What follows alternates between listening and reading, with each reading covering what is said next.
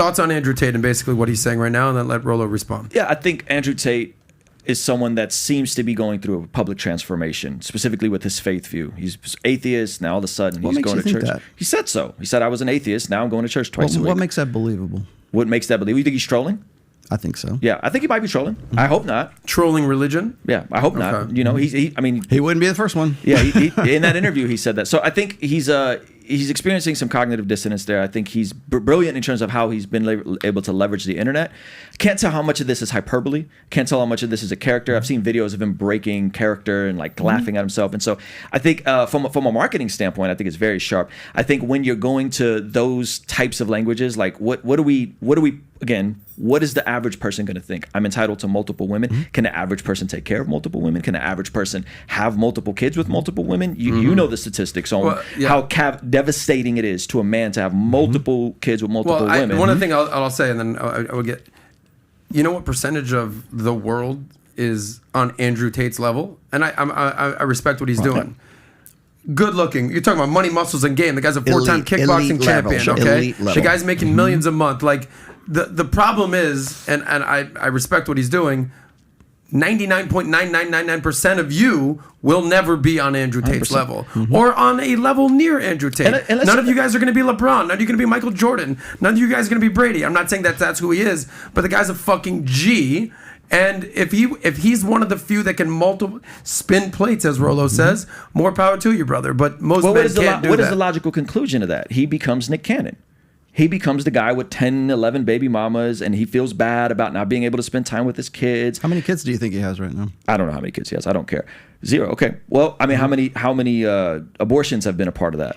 Right? Good question. I mean, statistically speaking, that you're so now we'll again, never know. So now again, we're contributing to the very type of society that we don't want to see happen. We're contributing to these things. We're contributing to promiscuity. We're contributing to high body counts. We're contributing to abortion. Yet we say we're against all those things. There's a lot of cognitive dissonance there. So I think, the logical conclusion of an Andrew Tate is he's Nick Cannon, and that may sound sexy until you're Nick Cannon, and then you feel like an idiot for being Nick Cannon. Could use a condom, but I think he's made a decision that he wants this to is populate that the philosophy. fucking planet. Let's be honest. This is that philosophy fleshed out. Gotcha. Let's make no. So be very clear Nick Cannon, be very clear here, Ruslan, and choose wisely. Dangerous role model or internet idol? Both. He's both. Clearly both. Okay. Yeah, he's clearly both. So not one or the other. If you had to pick one, I think some of his rhetoric is dangerous. Some of his stuff is common sense. Right, and I think that clip right there, I think is problematic. Put up a poll: dangerous role model we know or this internet is skew. Idol for a disjoint. Okay, do you want to answer that question? Dangerous role model or an internet idol? Internet idol right now, but is that positive or is that negative? Because right now I've got high school. Hell, I was just at the deli at the Centric, and I had some kid talk to me about, "Hey, Mr. Rollo, do you know Andrew Tate?" And I've got a 17-year-old guy who tells me all of his high school friends watch Tate, and they know that I've been on Fresh and Fit with Tate, and they know there's a connection between the two of us. So they're not asking me about me; they're asking me about Tate, right? So. Is he a role model? He, for better or worse, he is. He's put himself in. I keep telling, I said this on Jedediah's show as well. It's like, today, men get their education not in schools because we tell them to stay away from universities and we tell them to stay away from, a modern education, whatever. They don't see any point in going to high school. But you know where they get their education from? They get it from YouTube. They get it from online sources. They get it from, chat rooms or whatever it is. And so for better or worse, Andrew Tate is a teacher, just like I'm a teacher, just like you. We're all teachers in this room right now, because people are going to look at this and they're going to go, okay, well, here's what's being taught in this particular class. In fact, I tried in my own show, I try to emphasize that, like, here, classes in session, get your notebooks out, guys. So when I see something like this, again, I think he's a brilliant marketer. He successfully owns the algorithm for YouTube through Instagram, through Twitter, everything else. I don't think enough people know like what he's really about. Is it a character? Is it not? But that's part of his mystique. That's part of his appeal, is the fact that like people don't know that. And does he break character occasionally? Yeah, maybe he does. It just depends on like where what he's getting into now. But what he was talking about here. He kind of butchers this, as I said before. When you're talking about the kings and the sultans? The kings and the sultans. Well, because let me ask you a question, and then you weigh in on this. Sure. Okay, if there was you got a poll up? Yeah. What was the other option? The other one is a internet idol for the generation. Disjointed generation. Just say internet idol.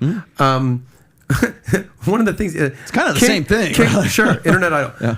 King or sultan. There was one king, there was one sultan, and then there were millions of peasants or in a feudal society. So if you view yourself as the king or the sultan, have at it. Have a harem of women. But most men, at least back in the day, were lucky if they even had a woman. Even in the Old Testament, there's polygamy in the Old Testament. So here's what he's butchering. And Andrew, I love you, but let me clarify terms here, because again, taking the red pill work and then applying it like Andrew does or Kevin or whoever else. This is a prime example of this. When I talk about this, I actually pulled this from I wrote about it in the 4th book, but I pulled it from a book called Alpha God, which is another thing I think you should probably read at some point. It's by Dr. Hector Garcia, fascinating book.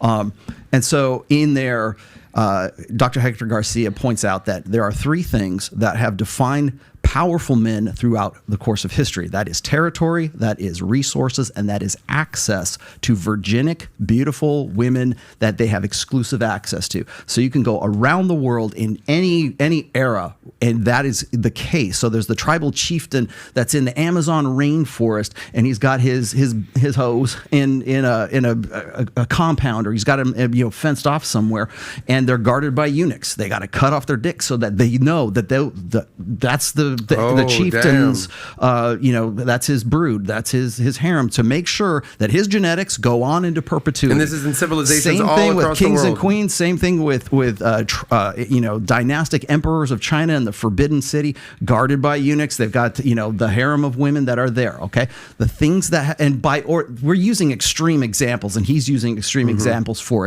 effect.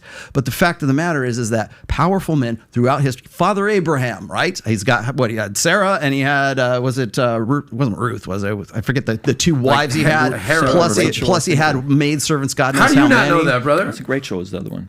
Rachel was the other one. So anyway, I know. Come on, don't play me like that. I don't know if it was, but I know if it was Rachel though. So we can talk about. I'm not a theologian or a biblical scholar by any means, but I will say this is that there are sections of the Bible where marriage is defined in a whole lot of different ways. We only think of marriage between one man and one woman in the New Testament. Prior to that, there's all kinds of different definitions for marriage. But the point I'm making is that you can find polygamy, examples of polygamy, exactly what he's talking about, in the powerful man, the powerful chieftain in the Old Testament. You can find it in the Quran. You can find it all throughout history. So that's what he's kind of butchering a little bit right there, thinking, well, I'm a powerful man, so therefore I should be able to have a harem.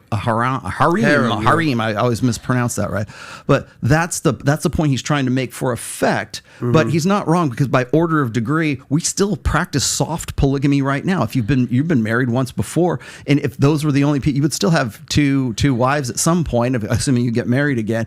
But I presume that you've already had sex with other women as well. So there's this idea that men by order of degree will form soft harems. If that's marrying multiple women, then that's another thing. But again, it's by your powerfulness and sort of that dominance hierarchy amongst men. So is that the right way? Is that the wrong way? What I'm saying is, I don't say right and wrong, but I will say this, is that men's innate, native, natural mating strategy is unlimited access to unlimited women. And for women, it is hypergamy. It is alpha fucks and beta bucks. They're looking for quality. Men are looking for the quantity side of things. And if you don't believe me, I'll just present one fact to you. Why do you think so many men are addicted to porn? Why do you think that pornography is free, 4K, streaming, ubiquitous? I can go look at porn right now if you want to. But you condemn porn, though. You don't think porn is good. I think porn is sedation. Okay. So sedation for what? Sedation to keep you from becoming to keep men from realizing their full potential. And by the way, it's one of many. So just like food can be food, just like alcohol, prescription drugs, you name it. Here's my question about Tate. Weed. I'm not saying whether you like him or don't like him or agree or disagree. I'm asking percentage-wise, what percentage of men, even men in America, can operate the way that he's operating? Oh, very small percentage. What number? 0.1%. Okay. I think I would even go a fraction of 1%, but I agree. Yeah. And that's my point, is that Tate, God bless you, bro. Fucking play on, player. Do your thing. You're hilarious to watch, but the problem that I have is that you watching this at home, the young guy who's watching him being like, I'm going to be like Tate. No, you're not. Yeah, it's iceberg. It's not happening. It's Iceberg Slim all over again. It's literally the pimp from the 1940s being popularized in culture all over. Do you again. respect the hustle? Do I respect the entrepreneurial side of things? Mm-hmm. Yeah, I respect it, but I think I don't think it's as hard to do that versus other things. We talked about this. So there's a famous quote. What? Don't hate the player, hate the game, buddy. That's fair. You're hating the game right now. Listen. But what I'm going to say is what I said last time: lust of the eyes, lust of the flesh, pride of life. Those are always going to be the easier things to sell. Mm-hmm. It's much more difficult, Rolo, to do what you do in trying to write books and sell books than it is to sell a lifestyle or to sell cam girls or to do OnlyFans. So I think we have to be fair in that. Yes. Is he brilliant in terms of his mind and the way he's thinking, chess master, all that? Sure. Is what he's selling that tough of a commodity to sell? No, it's not. A lot of people sell it. What was the young lady that was here? I was here last time. Allie. She, 100,000 a month, 800,000, whatever the number was. Right. Yeah, Allie Ray. And so it's like, do I respect the hustle? Lust of the eyes, lust of the flesh. Lust of the eyes, lust of the flesh. Yeah, respect. I'll add something else to that. I would say that fear is the most monetizable of the human emotions. Fear of missing out, FOMO, fear of YOLO. everything. Yeah, you name it. Feed them fear and sell them security. You talked about Kevin Samuels. Do you think that he's filled the void that Kevin Absolutely. Samuels I think has left? he stepped right into that vacuum. Yeah. And I think the tough part is, what is this entertainment or is this science?